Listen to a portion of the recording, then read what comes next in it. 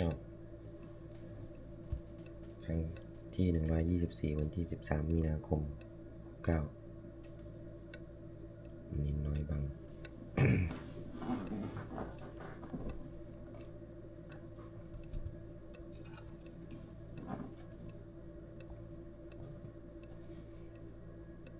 บัดนี้เป็นครั้งที่124วันที่13มีนาคม2569ข้าพเจ้าที่ชื่อบิกกี้สรวิสิทธิ์ขอเปล่งวาจาสัตยายพุทธมนต์ถวายเป็นพุทธบูชาธรรมบูชาสังฆบูชา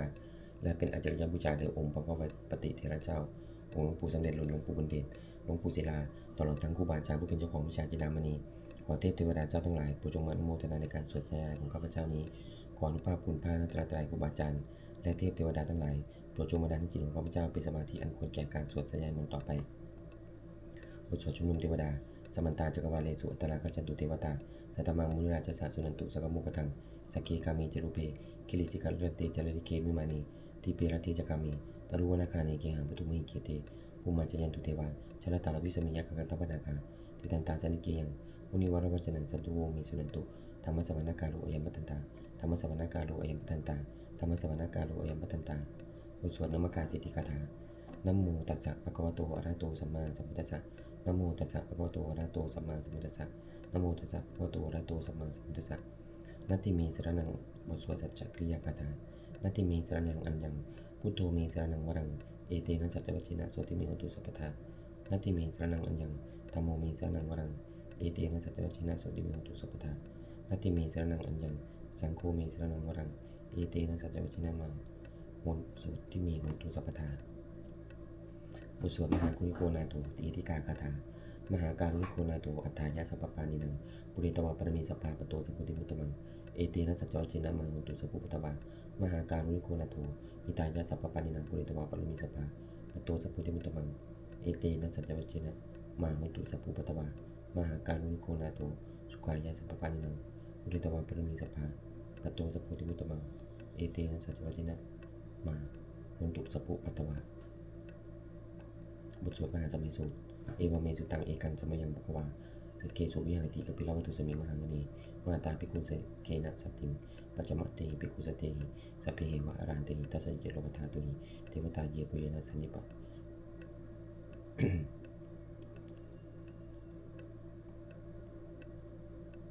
สันนิปติตาหุนติภควันตังทัศนายภิกขุสังกัจจะอัตตโกจตุนังสุทาวาจกายิกานังเทวนังอิตตะหุสียังโกภควาสเกสุวิหารติกปิลวัตุสมิมหามณีมหตาภิกขุสังเกนะสัตติงปัจจปติหิภิกขุสเตหิสัพเพเหวะอรันติตัสสะเจโลกธาตุหิเทวตาเยปุเยนะสันนิปติตาหุนติภควันตังทัศนายภิกขุสังกัจจะยโนนามยปิเยนะภควาเตโนปัสสกเมยามะอุปสังคมิตวาภควโตสันติเกปัจเจกคตาปัสสยามติอัตตโกตาเทวตาสยตาปินามาพลวาปุริโสสมัจจิตังวาปะหังปัสสาริยาปัสสาริตังวาปะหังสมิจจยะเอวะมิวะสุทาวาเจสุเทเวสุอัตตรหิตาภควโตปุระโตปตุลังสุอัตตโกตาเทวตาภควันตังวิวัติตวาเอกมันตังอัตตังสุเอกมันตังทิตาภูเอกาเทวตาภควโตสันติเกอิมะกตังวาสิมหาสัมมโยปวารสมิงเทวกายาสมาคตาอาคตัมหะอิมังธรรมสมัยังทักิตายวะอปราจิตสังกติอัตตโกปราธิวตาภควโตสันติเกอิมะกตังอภาสิตัตระภิกขโวสมาทังสุตุสมาทหังสุจิตตังอัตโนอุชุกามกังสุสารทิวะเนตานิกะเหตวาอินทริยานิรักันติปฏิตาติอัตตโกปราเทวตาภควโตสันติเกอิมะกตังอภาสิเจตวาคีลังเจตวาปริขังอิทาคีลังโอหัจจะมะเมชาเตจตันติสุทาวิวลาจักขุมตาสุตตาสุนาคาติอัตโกวปราธิวตาโกตุสันติเกอิมังกตังภาสิเยเกจิพุทธังสนังกตาเสนเตกมิสันติปายะภูมิปายะมนุสันติหังทิวกายังปุริสันติติอัตโกภควาภิกขุปฏิสิเยปุเยนะภิกขเวทัสสุโลกธาตุสุเทวตาสันนิปติตาโหติตถาคตังตัสสนายะภิกขุสังกัจจะเยปิเตภิกขเวอเหสุกติตวัตตานังอรันโตสัมมาสัมพุทธาเตสัพพิวัตตานังอิตตะปรมัยยวะเทวตาสันนิปติตาอเหสุงสยทัพพิมหังอิตระหิเยปิเตภิกขเวภวิสันติอนาคตมัตตานังอรันโตสัมมาสัมพุทธาเตสัพพิภควันตังเอตะปารมายวะเทวตาสันนิปติตาภวิสันติเสยทัพพิมหังอิตระหิอาจิกิสามิภิกขเวเทวกายนังนามานิกิริยิสามิภิกขเวเทวกายนังนามานิเทสิสามิภิกขเวเทวกายนังนามานิ ตังสุนาตาสาธุกังมันนาสิกรุตตปาสิสมิติอัมเวอัมเอวัมพันเตติโคเตปิคูภวโตปัจจสุภวะอิทัตโมจักสิโลกมนุกัสสามิยัตถปุมาตัสสิตาเยสิตาคิลพลังปยินตาสมาหิตาอุตุสีหาวสันลินาโลมังสาปิสัมพุโนอุทาธรรมนัสสาสุธาวิปัสสนามนาวิลาปิญโยปสเตยตวาวเนกปิลวัตเวตตัวมันตยิสัทธาสวัคคีสัสเนรติมาลเสนา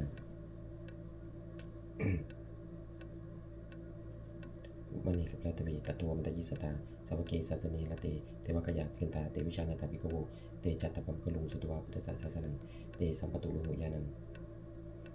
อมนุสานาทัสนังอภิกีสัตมัตตกุงสาสังอัตตาสัตลิงสตังอิกิสาสนังอมนุสานามัตตกุงอภิกีนัตมัตตกุงติสาสภาพุทธาหุตันจัสพังอภิญญะภวกิตวานัตกุมาตตัวมันตยิสัทธาสวัคคีสัสเนรติเทวกายาอภิกันตาเตวิชานาตาภิกขโวเยวหังกิติกิสามิกิลาหิอุปปโสสัตตาสาสาวิยกาปุมากัปปิลวัตวาอิติมันโตชุติมันโตนันโตยัสสิโนอุตตมนาภิกขโวภิกขุนังสุปฏิมนังจะสาสาหิมวตายักขานันตมังโนอิติมันโตชุติมันโตนันโตยัสสิโนอุตตมนาภิกขโวภิกขุนังสุปฏิมนังภิกขุนังจะสมิสัตตากิลาติสาสายักขานันตมังโนอิติมันโตชุติมันโตนันโตยัสสิโนอุตตมนาภิกขโวภิกขุนังสุปฏิมนังอิเจเตโสรัสสะหัสสะยักขานันตมังโนอิติมันโตชุติมันโตนันโตยัสสิโนอุตตมนาภิกขโวภิกขุนังสุปฏิมนังเวสามิตาปัจจตตายักขานันตมังโนอิติมันโตชุติมันโตนันโตยัสสิโนอุตตมนาภิกขโวภิกขุนังสุปฏิมนังกุมิโรราชกังโกโสเวปุรสานิเวสดังพิญโยนังสัตตสัสสังยักขานังกุมิริปัสสติกุมิโรราชกังโกโสภะสมิติมนังปุริมัญจติสังราชาทัตตระโตปัสสสติกันตปัญญังอธิปติมหาราชาเจเสโสพุทธปิตสภาโวอิทันนามะมหาพลาอิติมันโตชุติมันโตนะวันโตยัสสิโนอุตตมนาภิกขโวภิกขุนังสุปฏิมนังตะกินังจัตติสังราชาดุนโหตปัสสสติกุมทานังอธิปติมหาราชาเจเสโสพุทธปิตสภาโวอิทันนามะมหาพลา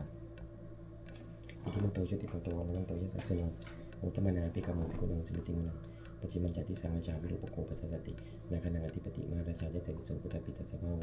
อิทันนามะมหาพลาอิติมันโตชุติมันโตนะวันโตยัสสิโนอุตตมนาภิกขโวภิกขุนังสุปฏิมนังอุตตรัญจติสังราชาวิรุปุเวโรตัปปัสสสติยักขานังอธิปติมหาราชาเจเสโสพุทธปิตสภาโวอิทันนามะมหาพลาอิติมันโตชุติมันโตนะวันโตยัสสิโนอุตตมนาภิกขโวภิกขุนังสุปฏิมนังปุริมัติสังกัตตระโตทักกิเนนะวิรุณโกปัจเจมีนะวิรูปโกกุเวโรอุตรังติสังจัตตโรติมหาราชาสมันตาจัตตโรติสาทัตตันละมนะตังสุวรรณิกปิลวัตเวเตสังมัญญาวิโรทัสสะอังกุวัญจานิกาสุทาวายากุเทนตุเวเดนตุเวภูจักวิภูตุสาจัตโนกรรมเสตุจักกินุมันตุนิมันตุจักปนาโตปันโตจักเทวสุตโตจักมันตริจิตตเสโนจักกัมโพนโนราชาจันโนสโปอากูปัญจสิโกเจวะเทมโลสุริยวัจสาเอเตจันเยจราชโนกันตปาสันราชุปิมุตมนาภิกขโวภิกขุนังสุปฏิมนังอัตตากูนัปสานาคาวิสาราสะจัจกากัมภะสัตตระอากูปายากาสายาติปิยาอุณาทัตตระตาจักอากูนาคายสัสสิโนเอรามโนมหานาโคสุปะคาสมิติมนังเยนะคาราเจสาสารันติทิปาติชาปกิวิสุทธิจักโกวิหายสาเตวะนะมัชปตาอิตราสุปนายติเดสนะโนสัพยันตถานาคราชานามาสิสุปันนโตคิมมะกสิปุโตสานาหิวัจจหิโพหายตานาคาสุปนาสรณมังสุปุตังจิตตาวจิราเตนะสมุทังอสุราสิตาพัตโรวัจวเสเตอิติมโตยัสสิโนกัลกัญจามหาวิสมาสุราตนุมิกสาเวปจิตติสุติเจ้าปาราตุนุมุจิสาจันจับลิบุตตังสุภิโยรุจนามกาสนังเดวะปริงสนังลางปะตังปะกโมสมุรานิปตันติภิกขุนังสมิติมนังอาปุตเทวะปุตตปิจะเตโชวายุตตะกโมบรุณาเทวะสุโมจเจสาสะ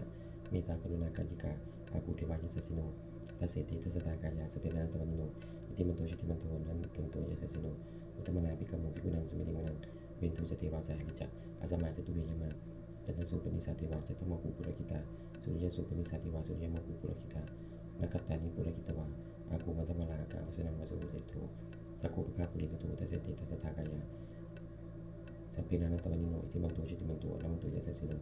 มุตตมนาภิกขโวภิกขุนังสมิติมนังอัตตากูสาภูเทวาชลมัจจิสิกขานิวะอริตกาจโรจัจอุมาปุพนิพาสิโนอรุณาสาธรรมจัอจุตาจานิจกาสุเรยะอุจิระอากูวัสวัญญิสิโนทัสเสติทัสสตากายาสัพเพนันตวันิโนอิติมันโตชุติมันโตนันโตยัสสิโนมุตตมนาภิกขโวภิกขุนังสมิติมนังสมณามหาสมณามนุสามนุสุตตมากิตาปตุสิกาอากูมโนปตุสิกาอัตตากูหะริโยเทวาเยจโลวาสิโนปรากามหาปรากาอากูเทวายัสสิโนทัสเสติทัสสตากายาสัพเพนันตวันิโนอิติมันโตชุติมันโตนันโตยัสสิโนมุตตมนาภิกขโวภิกขุนังสมิติมนังอ สุกากรุมหาอรุณาอากูเวคณะสาสะสหอุตตะกายาปาโมกะอากุเทวาวิจักนาสตามตาหารกจามิสกาจยสัสสิโนทะยังอาคาปชุมโนโยติสาวิวสติทัสเสติทัสสทากายาสเปนันตวันนิโนอิติมันโตชุติมันโตวันมันโตยสัสสิโนอุตตมนาภิกขมุภิกขุนังสมิติมุนังคิมิยาตุสิตายามาคัตกาจยสัสสิโนสัพพิตกาลามัสสิตาชุตินามาจาสวานิมานะรัตติโนอากูอัตกูปรินิมิตาทัสเสติทัสสทากายาสเปนันตวันนิโนอิติมันโตชุติมันโตวันมันโตยสัสสิโนอุตตมนาภิกขมุภิกขุนังสมิติมุนังสัตเตเตเทวนิกายาสเปนันตวันนิโนนามันวายนะอาคันจุงเยจันเยสติสาสหพระพุทธชาติมัคคิลังอุคตินมนาสวังตะคิมุขตรังนาคังจันตังวะอจิตาดิตังสุภมาปรมัตโตจะปุตตาอิติมโตสาสนกุมารโรติโสจะสุภคาสมิติมุนังสาจะพมโลกนังมหาปรมาปิติตติอุปโนชุติมุตโตวิสมากายโยจะเสโสตัสสตาอิสระอาคูปัจเจกวัสวัติโนเตชันตะมัจจตวะคาหาริโตปุริวัลิโตเตจะสเปอภิกันเตจินติเตวิปะคัมเกวลสินาภิกามิปัสสะกนะสามัติยังอิทาคันตาปันตตะราคินาปันตมัตตุโวสมันตาปริวาริธรรมโมปุจิตากุจินังอิติตถามหาสิโนกัณหาสินังอภิสยิปรินาตระมหาจักสรังกัตวะนัมเพระวังตถาอุสโกมิโกธนยัตตุสวิชโกตถาโสปุริทาวติจัมมุตโตจัมมะเสสัญจสัพพังอภิญญาวะกิตวานะจักขุมาตโตมิตติสัทธาสาวกีสัสสนิยติมาเลเสนาอภิตาติวิชานาถาภิกขุโวเตจาตปะโมโรสุตวาพุทธศาสสนังวิตราเคหิปะกามุเมสังโรมปิอินจโยสเพวิจิตสังฆามาพยาติตายสัสสิโนมุตติสาพุเตหิสวากาเตชเนสุตาติบทสวดจุลชัยปรกรนะโมเมพุทธติจสารัตนัตยะธรรมิกาเตจประสิทธิประสิทธิวานารายะปรเมสุราสิทธิพระมาจอินทาจะจตุโลกาคัมภีรากกาสมุทาปุตุงคังคาจะสัมรมะชัยประสิทธิปะพระวันตุเตชัยชัยตรณีตรณีอุตติอุตตินาทีนาทีชัยชัยโคละข้าโคละตรณีสายสินะเมรุราชปุณณราชีชัยชัยคัมภีรสุภวีนาคินทนาคีปิสัจปุตตกาลีชัยชัยตุนิมิตาโลกีชัยชัยสิงคีสุตตาลุมุปชาชัยชัยอุลุนักขะมุขะสาตราชัยชัยจปาตินาข้ากุลกันตกะชัยชัยขจกุลนตุลงสุกลปุจงเสียพยกันติปาชัยชัยอุลุนะมุขะยาตาจิตาจินะเสนาลิปุณสุติโดรีชัยชัยสุขาจิวีชัยชัยตรณีตรีสตาสุชัยชัยชัยตรณีสัมตินสตาชัยชัยมกราลัญญาภวกีชัยชัยวุรุญญาคีชัยชัยรักษีสุรปุจเตชาชัยชัยพรหมเมตตคณาชัยชัยราชาธิราชสัจชัยชัยชัยปตุบินสัพพังชัยชัยอรหันตาปัจเจกพุทธสาวังชัยชัยมิเหสุโรหโรหรินเทวาชัยชัยประมาสุรโกชัยชัยนาโกวิรุณโกวิรูปโกจติมารวิอินโทจะเวรันเตโยจะกุเวโรวโนปิจาอาคิวโยจะปาจุโนกุมารโรทัตตะรัตโกปัทธารสะมหาธิวาสิติตาปัสสะอาตโยอิเสโนสัพพกาสภาชัยรัมโหตุเตชัยธรรมโมจะสังโฆจะทัสสะปะโลจะชัยกังเอเตนะชัยเตชนะชัยตุถีพระวันตุเตเอเตนะพุทธเตชนะพุทธเตชัยมังคลังชัยโยวิพุทธะสิริมโตอายังมรสะจัปปวิโตปราชโยโอโคสยามมุติมันเตปุมิตาชัยตะทาพรัมนะมะขณามิสิโนชัยโยปิพุทธะสิริมโตอายังมรสะจัปปวิโตปราชโยโอโคสยามมุติมันเตปุมิตาชัยตะทาอิทัคณามิสิโนชัยโยปิพุทธะสิริมโตอายังมรสะจัปปวิโตปราชโยโอโคสยามมุติมันเตปุมิตาชัยตะทาติวคณามิสิโนชัยโยปิพุทธะสิริมโตอายังมรสะจัปปวิโตปราชโยโอโคสยามมุติมันเตปมุติตาชัยตถาสุปนคณามิสิโนชัยโยปิพุทธะสิริมโตอายังมรสะจัปปวิโตปราชโยโอโคสยามมุติมันเตปุมิตาชัยตถานาคณามิสิโนชัยโยปิพุทธะสิริมโตอายังมรสะจัปปวิโตปราชโยโอโคสยามมุติมันเตปุมิตาชัยตถาสัพพมคณามิสิโนชัยันโตปุริยามุเลสกยานังนันทิพัตโนเอวังตวังวิเชโยโมหิชยันสุชัมมะเลอปราจิตปัลลังเกสีเสปตวิปุกเลอภิเศกิสัพพุทธานังอภปโตโอสติสุนักตังสุขังกลังสุโขตังสุริตังสุโขโหตุจักสุริตังพระวจนะสุปกินังกายกัมวาจากัมมังปตกินัง ปตกินังมโนกัมมังปฏิทิเตปตกินานิกตวานนรพินเตปตกินีเตอัตตตาสุวิตาวิรุณาพุทธศาสนีอโรคาสุขิตามุตตาสหสัพพิยติภิสุนันตุปุนโตเยเทวาสมิตานีอธิกตานิขายุกาสตาตุสุขิตาตุตุสัพพทารักันตุสัพพสัตตนังรักันตุกินาสาสนังยาคัจจิปตนาเตสังสเปปุริตุมนุปทาอุตตะกะเลปวสตุวสัมมาสาวรังกาโลกาจุปตวาเตสังทิวาลินตุจะสัพพทากัจจุขังจิตตสุขังอรหันตุยตารังบทสวดธรรมนิยามสุตังเอวเมสุตังเอกังสมัยยัมปะกวาสัพพติยังวิหารติเจตวณีอนาคปิติกัสสะอารามิตัตตะระโกภควาภิกขุวันเตสิภิกขวติปัตตันเตติเตภิกขุภควโตปัจจสสมภวะอิทัตตโมจะ อุปทาวาภิกขเวตถาคตานังอนุปทาวาตถาคตานังทิฏฐาภาษาธาตุธรรมทิฏฐาธรรมนิยามตาสัพเพสังฆาจาติตังตถาคโตอภิสัมพุจติอภิสัมมิติอภิสัมพุชิตวาอภิสัมมิตวาอจิกติเทสติปัญญาเปติปตัปเปปิวิวรติวิปัสสติอุตตนิกโรติสัพเพสังฆานิจาติอุปทาวาภิกขเวตถาคตานังอนุปทาวาตถาคตานังทิฏฐาภาษาธาตุธรรมทิฏฐาธรรมนิยามตาสัพเพสังฆาทุกขติตังตถาคโตอภิสัมพุจติอภิสัมมิติอภิสัมพุชิตวาอภิสัมมิตวาจิกติเทสติปัญญาเปติปตัปเปปิวิวรติวิปัสสติอุตตนิกโรติสัพเพสังฆาทุกขติอุปทาวาภิกขเวตถาคตานังอนุปทาวาตถาคตานังทิฏฐาภาษาธาตุธรรมทิฏฐาธรรมนิยามตาสัพเพธรรมานัตติตังตถาคโตอภิสัมพุจติอภิสัมมิติอภิสัมพุชิตวาอภิสัมมิตวาจิกติเทสติปัญญาเปติปตัปเปติวิวรติวิปัสสติอุตตนิกโรติสัพเพธรรมานัตติอิทัมโมโมจะภควาอัตตมนาติภิกขุภวตุภาสิตังอภินันตุติบทสวดพระเทกรัตถคาถาอธิตังนานามะขโมยานัมปฏิกังเขนะตังบุคคลไม่ควรตามยึดถึงสิ่งที่ล่วงไปแล้วด้วยอะไรและไม่พึงพะวงถึงสิ่งที่ยังไม่มาถึงยะถาติตัมปินันตังอปันญจานะกตังสิ่งเป็นอดีตก็ล่วงไปแล้วสิ่งเป็นอนาคตยังไม่มาปัจจุบันนั้นจะอยู่ธรรมังตัทธาตถาวิปัสสติอสังขารสังขปันตังวิธามนุปรุหยีผู้ใดเห็นธรรมมันเกิดขึ้นเฉพาะหน้าในที่นั้นอย่างแจ่มแจ้งไม่งอนเงียนก่อนแขนก็ควรพอกพูนการเจริญไว้อัจเจวากิจมาตปังโกชัญญามรณังสุเวความเพียรเป็นกิจที่ต้องทำมันนี้ใครจะรู้ความตายในพรุ่งนี้น่าหินโนสังขารันตินีนะมหาสิเนนะมัจจุนาเพราะการปัดเพียรต่อมัจจุนาซึ่งมีเสนาที่ไม่มีสำหรับเราเอวังวิหาริมันตปิโอรัตตมัทนิตังตังเวปเทกรตุติสันโธโตปจิกติมุนีผู้สงบย่อมกล่าวเรียกผู้มีความเพียรอยู่เช่นนั้นไม่เกียจคร้านตั้งกลางวันยิ่งขึ้นว่าผู้เป็นอยู่แม้เพียงนาทีเดียวก็น่าชมบทสวดธรรมะสังเวคะปัจจเวคะนะสัพเพสังขาราอนิจจาสังขารคือร่างกายจิตใจและรูปธรรมนามธรรมทั้งหมดทั้งสิ้นมันไม่เที่ยงเกิดขึ้นแล้วดับไปมีแล้วหายไปสัพเพสังขาราทุกขาสังขารคือร่างกายจิตใจและรูปธรรมนามธรรมทั้งหมดทั้งสิ้นตัวยากเพราะเกิดขึ้นแล้วแก่เจ็บตายไปสัพเพธรรมาอนัตตาสิ่งทั้งหลายทั้งปวงทั้งที่เป็นสังขารและไม่ใช่สังขารทั้งหมดทั้งสิ้นไม่ใช่ตัวไม่ใช่ตนไม่ควรถือว่าของเราว่าตัวว่าตนของเราทุกวันชีวิตต่างชีวิตเป็นของไม่ยั่งยืนทุกวันมรณะความตายเป็นของยั่งยืนเอาสังมายามริตพังเราจะพึงตายเป็นแท้มรณะปริโยสานังมีชีวิตต่างชีวิตมีของเรามีความตายเป็นที่สุดรอบชีวิตต่างมีอนิยตังชีวิตของเราเป็นของไม่เที่ยงมรณะมีนิยตังความตายของเราเป็นของเที่ยงวัฏฏะปริเจสังเวชอายังกายโยอธิจังอจิรังร่างกายนี้ไม่ได้ตั้งอยู่นานอภิตวิญญาณขันปัสสาวะวิญญาณจุดโทมันเราทิ้งเสียแล้วอธิเสสติจากนันทัพปตวิซึ่งแผ่นดินกลิงกลังอิวะประดุจดังวัตมาและต้นฟืนนิรัตถังหาประโยชน์ไม่ได้อนิจจังวัฏสังขาราสังขารทั้งหลายไม่เที่ยงหนอนิรัตถังสังขารทั้งหลายไม่เที่ยงหนออุปาทวายตมิโนมีความเกิดขึ้นแล้วมีความเสื่อมไปเป็นธรรมดาอุปจิตวานิรุตตันติเกิดขึ้นแล้วย่อมดับไปเตสังโวปุสโมสุโขความเข้าไปสงบระงับสังขารทั้งหลายเป็นสุขยิ่งสัพเพสัตตาวรันติจะทั้งหลายทั้งปวง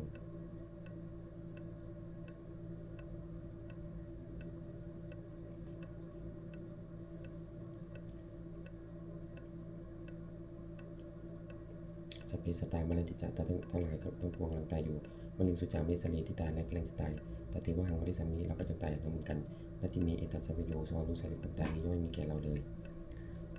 บทสวดเมตตายังกิจิกุสลังกัมมังสัพเพหิพัตติกตังบุญยังโนอนุโมทันตุสุนันตุโพนตุเยเทวะสมิงตาเนอธิกตาธิกายุกาสละหันตุสุกิตาหันตุตุกาปุญญตุมาตาเบตาสุกิตาหันตุตุกาปุญญตุสัพเพยติกาสุกิตาหันตุตุกาปุญญตุสัพเพอายติกาสุกิตาหันตุตุกาปุญญตุสัพเพปิสาสัพเพยะคาสัพเพปิตาสุกิตาหันตุปุมตุกาปุญญตุสัพเพอริจุปชายะสุกิตาหันตุตุกาปุญญตุสัพเพทักตาสุกิตาหันตุตุกาปุญญตุ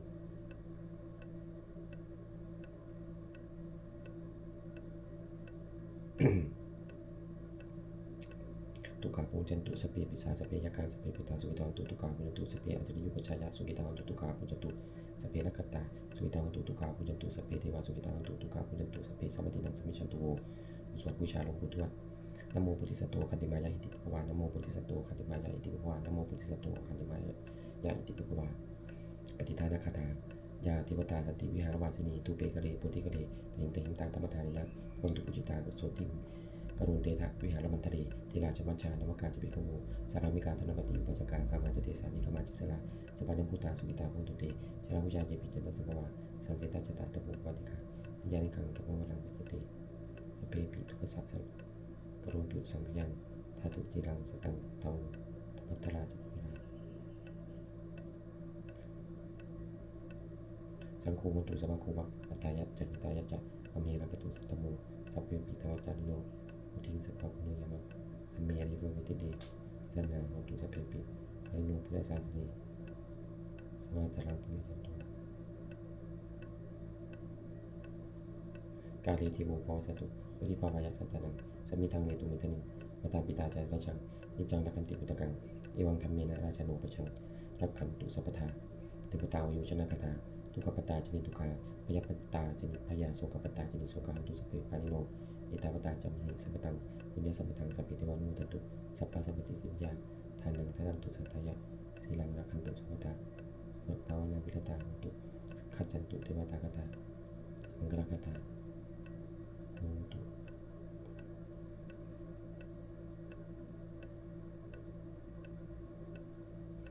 อุตุสัพพังสุมังคลังรักขันตุสัพพเทวตาสัพพพุทธานุภาเวนะโสติขันตุเนรตลังอุตุสัพพังสุมังคลังรักขันตุสัพพเทวตาสัพพธรรมานุภาเวนะโสติขันตุเนรตลังอุตุสัพพังสุมังคลังรักขันตุสัพพเทวตาสัพพสังฆานุภาเวนะโสติขันตุเนรตลังสัพพพุทธาปรัปปตาปัจเจกนันเยพลังนาตันยติเจนะตังสุขสัพพิพุทธาปรัปปตาปัจเจกนันเยพลังนาตันยติเจนะตังสุขสัพพิพุทธาปรัปปตาปัจเจกนันเยพลังนาตันยติเจนะตังสุขวิปตาปรปตาปัจเจกนันเยปะระติเจนะตังสุขวิปตาปรปตาปัจเจกนันเยปะระนาตันยติเจนะตังสุขวิปตาปรปตาปัจเจกนันเยปะระ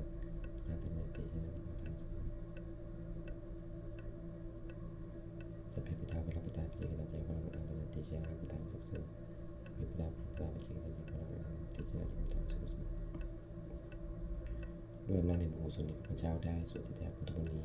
ข้าพเจ้าขอร้องกล่าวที่ถวายเป็นพระราชกุศลแด่สมเด็จพระนางเจ้าสิริกิติ์พระบรมราชินีนาถพระบรมราชชนนีพันปีหลวงผู้เสด็จสวดครั้งใดบุญส่วนแห่งบุญกุศลนี้จงเป็นสัพพสิริมงคลของข้าพเจ้าอย่างพลัดไป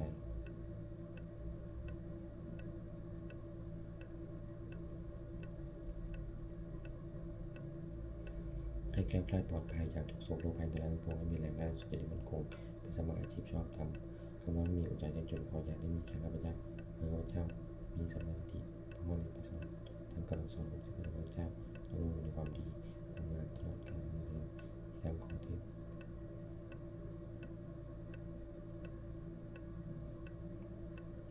อีกทั้งขอเทพทั้งหลายทั้งปวงผู้ได้อนุโมทนาสาธุการในบุญกุศลนี้โปรดสิประสาทพรทรงว่ามงคลทรงมงคลพระปิตายอดทีทั้งฝ่ายไทยและฝ่ายลาวรวมถึงวัตถุมงคลทั้งปวงที่สามจึงเด่นจะตั้งขึ้น